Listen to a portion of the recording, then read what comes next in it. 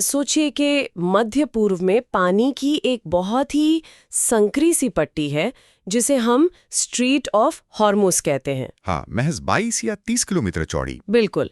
अब वहाँ कोई छोटी सी भी कूटनीतिक हलचल होती है और यहाँ भारत में किसी आम घर में इस्तेमाल होने वाला कपड़े धोने का डिटर्जेंट अचानक से महंगा हो जाता है। सुनने में थोड़ा अजीब लगता है ना? बहुत अजीब लगता है। पहली नजर में इन दोनों बातों का आपस में कोई तालमेल ही नहीं दिखता। लेकिन आज के इस विस्तृत चर्चा में हम इसी उलझी हुई डोर को सुलझाने वाले हैं। और ये बहुत जरूरी भी है। एकदम। तो आज की हमारी इस डीप डाइव का आधार है यूट्यूब चैनल राज शमानी के एक इंटरव्यू का ट्रांसक्रिप्ट, जिसमें संयुक्त राष्ट्र के पूर्व शांति सैनिक और जियोपॉलिटिक्स एक्सपर्ट मेजर सुदीप शामिल हुए थे। हाँ, और उनका नजरिया बहुत ही दिलचस्प था। बहुत ही ज्यादा। और आज हमारा मिशन यही समझना है कि कैसे अमेरिका, इजराइल और ईरान के बीच का ये तनाव सिर्फ मिडल ईस्ट की खबरों तक सीमित नहीं है। मतलब इसके अदृश्य तार ग्लोबल इकोनॉमी से होते हुए सीधा भारत की आंतरिक सुरक्षा तक कैसे जुड़े हैं, खासकर हमारे नॉर्थ ईस्ट तक। देखिए, ये जो डिटर्जेंट वाला उदाहरण आपने दिया ना वो इस पूरे कॉम्प्लेक्स सिस्टम को समझने के लिए एकदम सटीक है, जिसे हम जियोपॉलिटिक्स कहते हैं। हाँ। लोग अक्सर मान लेते हैं कि दो देशों का युद्ध सिर्फ उनके बॉर्डर और उनकी सेनाओं के बीच लड़ा जा रहा है, पर असलियत में ये तारों के एक ऐसे जाल की तरह है जहां एक जगह खिंचाव होता है तो झटके पूरी दुनिया महसूस करती है। बिल्कुल। इसके जो सेकंड ऑर्डर इफेक्ट्स होते हैं, मतलब जो अप्रत्यक्ष परिणाम होते हैं, वो कई बार मेन इवेंट से भी ज्यादा खतरनाक साबित होते हैं। तो चलिए इसी कड़ी की शुरुआत करते हैं। हाल ही में जो तनाव सबसे ज्यादा भड़का, उसकी चिंगारी कहाँ से उठी? वो उठी ईरान के सुप्रीम लीडर अली खामेनी को निशाना बनाने से। सही। जो हमारे सोर्सेज बताते हैं, अमेरिका और इजराइल को पक्की खुफिया जानकारी मिली थी कि खामेनी कहाँ है और उन्होंने सीधा हमला कर दिया। हाँ, और जनरली होता क्या है कि जब दुनिया की इतनी बड़ी सैन्य ताकतें ऐसा कोई डायरेक्ट अटैक करती है ना, तो सामने वाला देश थोड़ा डर जाता है या कूटनीतिक रास्ता अपनाता है। लेकिन यहाँ तो एकदम उल्टा हुआ। मतलब ईरान ने एक बहुत ही अनएक्सपेक्टेड और आक्रामक पलटवार कर दिया। बिल्कुल। उन्होंने सीधे अमेरिका के उन सैन्य ठिकानों पर बमबारी शुरू कर दी जो बहरीन, सऊदी अरब, यूएई, कुवैत और इराक में स्थित हैं। बाप रे, ये तो मतलब ऐसा हुआ जैसे किसी ने मधुमक्खी के छत्ते को छेड़ दिया हो। आप सोचते हैं कि एक मधुमक्खी बाहर आएगी, लेकिन यहाँ तो पूरा का पूरा झुंड निकलकर आसपास के सभी पेड़ों पर हमला कर रहा है। बहुत सही एनालॉजी है। और इसके पीछे की जो रणनीति है ना, वो सिर्फ गुस्से का इजहार नहीं है। ईरान ने बहुत ही ठंडे दिमाग से एक मैसेज दिया है कि जो भी देश अमेरिका को अपना एयर स्पेस इस्तेमाल करने दे रहा है, हाँ, या जहां भी अमेरिकी मिलिट्री बेस हैं, वो सब अब उनके लिए लेजिटिमेट टारगेट्स यानी वैध सैन्य लक्ष्य हैं। जैसे जॉर्डन का एयर स्पेस इस्तेमाल हुआ था तो वो भी निशाने पर आ गया। एकदम सही। और इसका असली मकसद अमेरिका को सीधा नुकसान पहुंचाने से ज्यादा उन अरब देशों पर दबाव बनाना था। ईरान जानता है कि जब इन अरब देशों को खुद पर खतरा महसूस होगा तो वो खुद अमेरिका पर प्रेशर डालेंगे कि भाई इस तनाव को कम करो। अच्छा, तो ये अमेरिका के सहयोगियों के बीच दरार पैदा करने की एक सोची समझी चाल थी। लेकिन यार, इससे एक बहुत बड़ा सवाल खड़ा होता है। कौन सा? अमेरिका जो दुनिया के दूसरे कोने में उत्तरी अमेरिका महाद्वीप में बैठा है, उसके इतने सारे सैन्य अड्डे इन तमाम अरब देशों में आखिर कर क्या रहे हैं? इस सवाल का जवाब ढूंढने के लिए हमें इतिहास के पन्ने पलटने होंगे। हमें साल 1979 यानी 1979 में जाना होगा। अच्छा, 1979 की वो ईरानी क्रांति। हाँ, ये वो साल था जब ईरान में शाह को सत्ता से बेदखल किया गया। उससे पहले तक ईरान के तेल पर पूरी तरह से पश्चिमी कंपनियों का कब्जा था, जैसे ब्रिटिश पेट्रोलियम और शेल जैसी कंपनियां। बिल्कुल। वो वहां से तेल निकालते थे और भारी मुनाफा कमाते थे। लेकिन खुमैनी के आते ही सबसे पहला काम क्या हुआ? सब कुछ नेशनलाइज यानी राष्ट्रीयकृत कर दिया गया और इन पश्चिमी कंपनियों को बाहर का रास्ता दिखा दिया गया। और बात सिर्फ यहीं तक नहीं रुकी थी ना।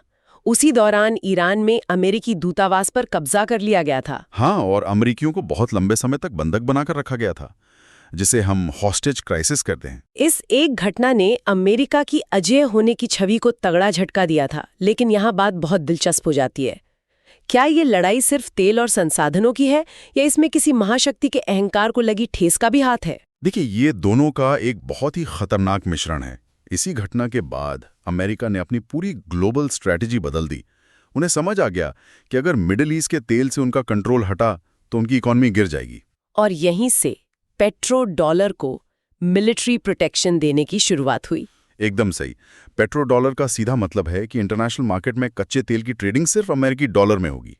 तो अगर किसी को भी तेल चाहिए उससे पहले डॉलर खरीदने होंगे। हाँ, और इस सिस्टम को सेफ रखने के लिए अमेरिका को वहां अपनी परमानेंट मिलिट्री चाहिए थी, ताकि 1979 फिर से ना हो।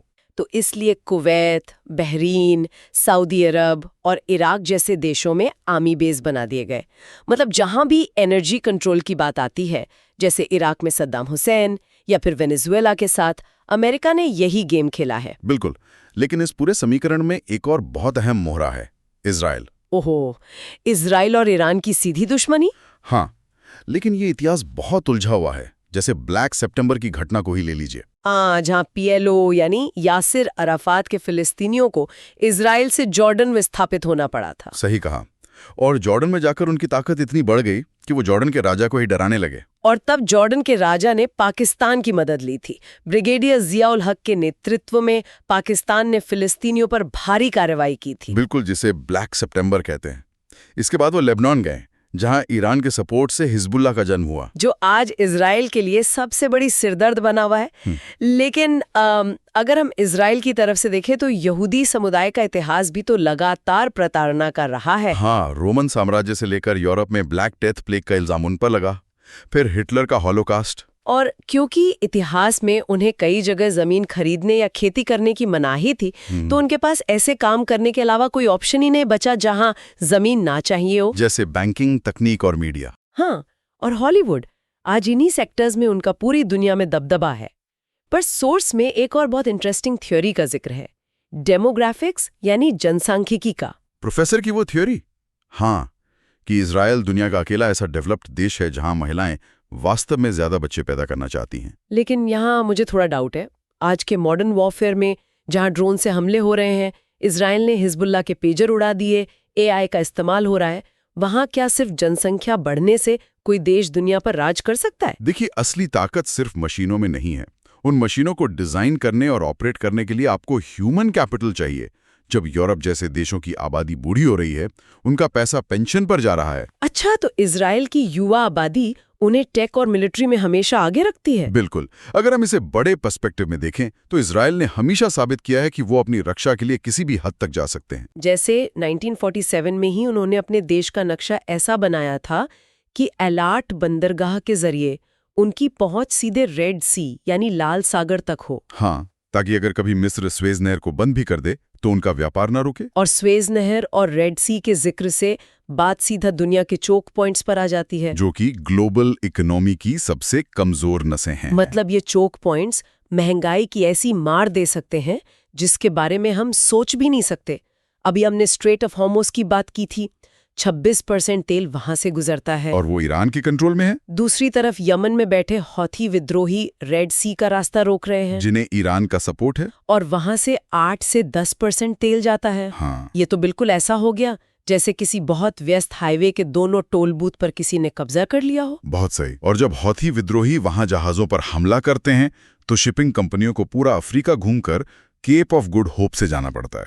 मतलब यात्रा में 2 से 3 हफ्ते एक्स्ट्रा लग गए और ईंधन भी ज्यादा जला। जी। इसके साथ ही जहाजों और माल का इंश्योरेंस प्रीमियम रातों रात कई गुना बढ़ जाता है। और पूरी दुनिया में कंटेनर्स की कमी हो जाती है, लॉजिस्टिक्स का भाड़ा आसमान छूने लगता है। और इसका सीधा असर पड़ता है भारत और चीन जैसे देशों पर, जहां खपत बहुत ज्यादा है।